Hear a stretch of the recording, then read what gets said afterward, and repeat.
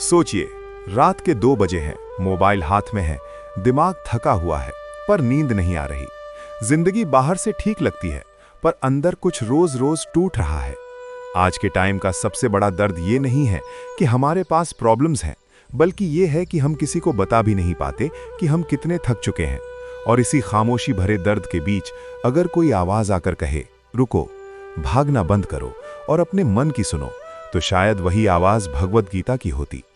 हर इंसान आज अपनी ही जिंदगी के कुरुक्षेत्र में खड़ा है। एक तरफ जिम्मेदारियां हैं, घर, जॉब, पैसा, रिश्ते, और दूसरी तरफ थका हुआ मन जो सिर्फ शांति चाहता है। अर्जुन की तरह हम भी कंफ्यूज्ड हैं। हम भी डिसीजन लेने से डरते हैं और हम भी सोचते हैं कि गलत हो गया तो।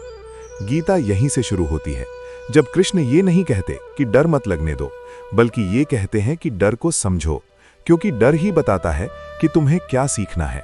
नमस्कार, मैं एनके और ऑडियो बुक गैलरी में आपका स्वागत है। किताबों के इस सफर में डूबने से पहले अगर आप अभी तक इस चैनल को सब्सक्राइब नहीं किया है तो कृपया सब्सक्राइब कर लीजिए। भगवद गीता हमें यह समझाती है कि हमारी सबसे बड़ी परेशानी ये है कि हम अपनी वैल्यू को रिजल्ट से नापते हैं। प्रमोशन मिला तो खुद को वर्डी समझते हैं, नहीं मिला तो खुद पर ही सवाल उठा देते हैं। कृष्ण साफ कहते हैं, तुम्हारा अधिकार सिर्फ कर्म पर है, फल पर नहीं।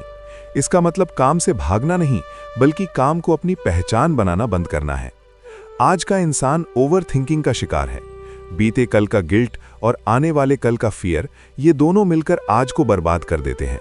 गीता का ज्ञान कहता है, जो हो चुका उससे सीख लो, जो आने वाला है उस पर भरोसा रखो, पर जो पल हाथ में है उसमें पूरी ईमानदारी से जियो। ये एक आध्यात्मिक बात नहीं, बल्कि एक प्रैक्टिकल सर्वाइवल फॉर्मूला है।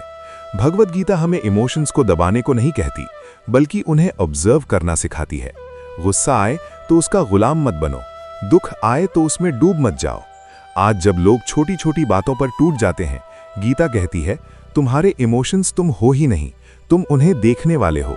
ये दृष्टि आज के इमोशनल बर्नआउट का सबसे गहरा इलाज है। गीता ये भी बताती है कि हम जिस चीज को पकड़ कर रखते हैं वही हमें दर्द देती है।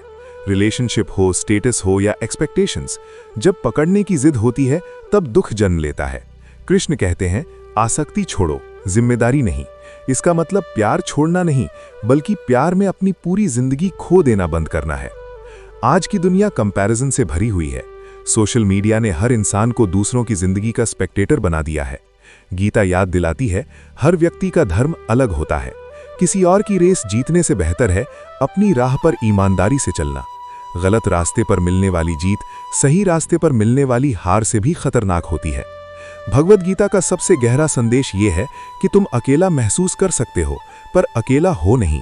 जब अर्जुन बिल्कुल टूट चुका था, तब कृष्ण उसके साथ खड़े थे, न जज करते हुए, न जबरदस्ती दिलासा देते हुए, बस सच बोलते हुए।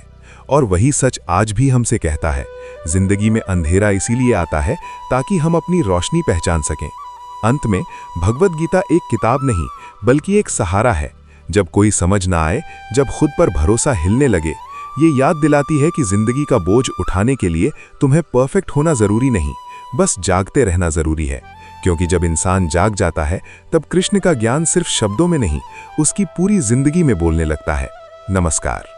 तो आज की ये ऑडियो बुक समरी आपको कैसी लगी, हमें कमेंट करके बताएं, और साथ में ये भी लिखें कि क्या आपने पूरी भगवद गीता पढ़ी है।